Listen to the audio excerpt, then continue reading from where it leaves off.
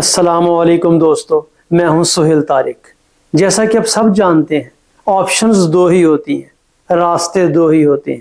ایک راستہ ہے عزت کا راستہ، عظمت کے ساتھ جیے جانے کا راستہ، شہادت کا راستہ، جس کے بارے میں علامہ اقبال رحمۃ اللہ علیہ فرماتے ہیں، شہادت ہے مطلوب و مقصود و مومن، نہ مال غنیمت نہ کشور کشائی، دو عالم سے کرتی ہے بیگانہ دل کو، عجب چیز ہے لذت آشنائی۔ اور دوسرا راستہ ہے ذلالت کا راستہ، ذلت کے ساتھ جیے جانے کا راستہ، بزدلی کی موت کا راستہ۔ میرے دوستو، پہلے راستے پر اہل غزہ گامزن ہے، جس کی وجہ سے وہ اللہ کی جنتوں اور اللہ کی بشارتوں کے امین بن کر ابھر رہے ہیں۔ اور دوسرا راستہ جس پر کم و بیش تمام کے تمام اسلامی ممالک 57 کے 57 اسلامی ممالک گامزن ہیں، وہ راستہ ہے جگ ہنسائی کا راستہ، مر مر کر جیے جانے کا راستہ، گیدڑ کی موت کا راستہ۔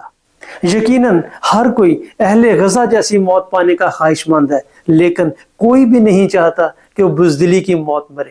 پیارے دوستو، 2026 شروع ہو چکا ہے۔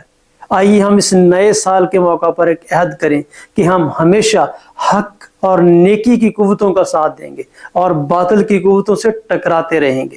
آج پاکستان کا نوجوان ایک سنگم پر کھڑا گو مگو کی کیفیت کا شکار ہے۔ وہ سوچ رہا ہے مجھے کس راستے کا انتخاب کرنا چاہیے۔